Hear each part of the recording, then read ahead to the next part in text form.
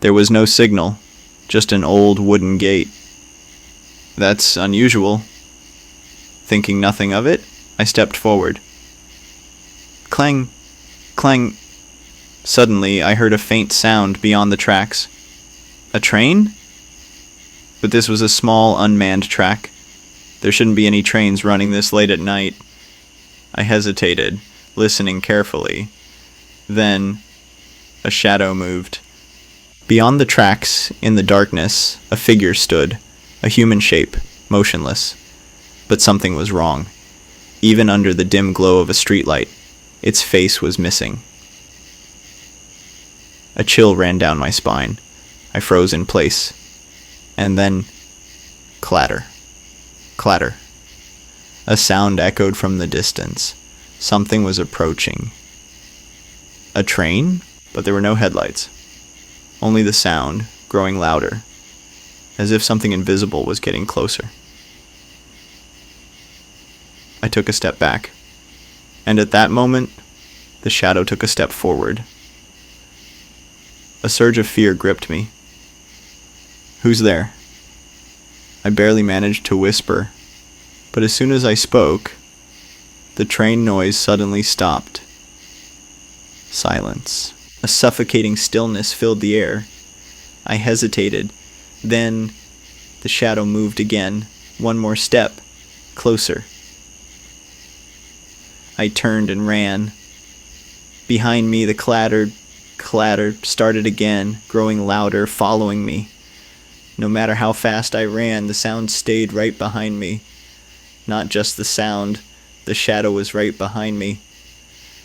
I burst out onto a main road, panting. I turned around. The railroad crossing was there. But there were no tracks. What? I had just been standing at a crossing. I had seen the tracks. I had heard the train. But now, there was only an ordinary street. Not even a trace of railroad tracks. The next day, I asked a local about it. A railroad crossing? There?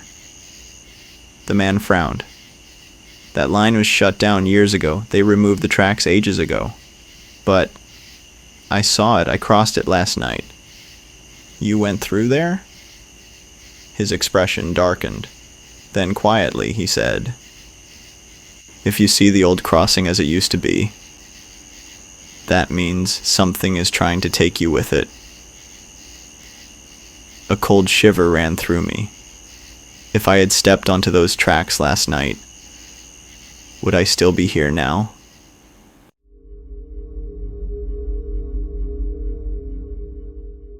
A faded sign above it read, "Underground Shopping Street."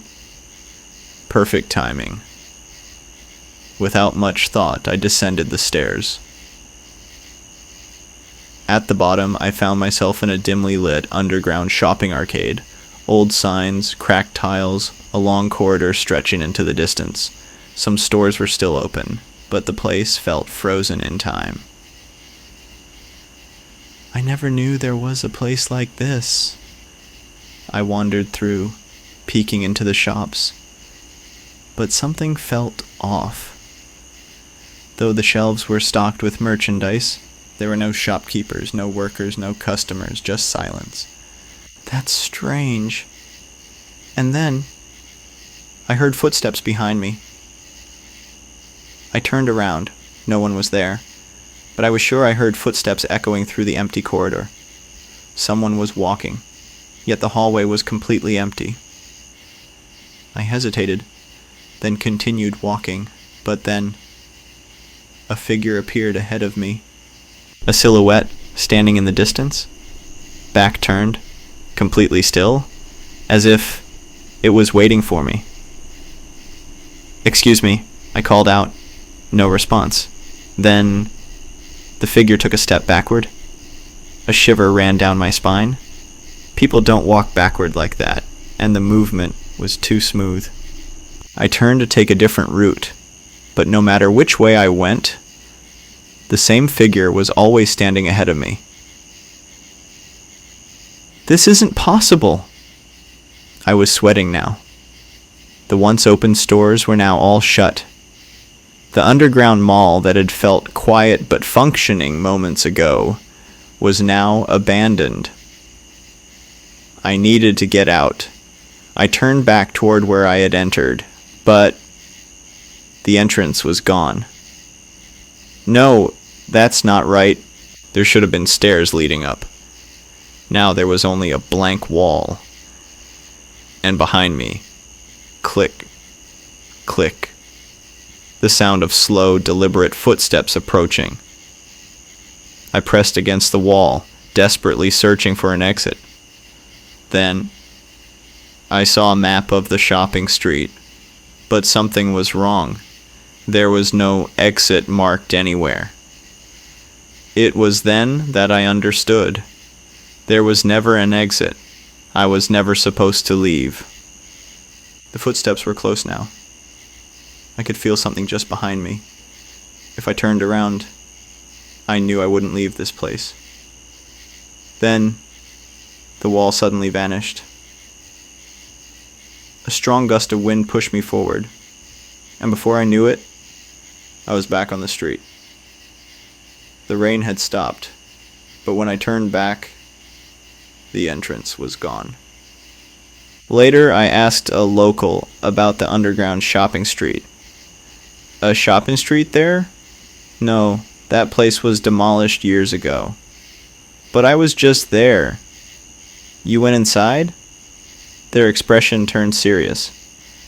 No one is supposed to come back from there. A cold chill ran down my spine. If the exit hadn't appeared, would I still be down there?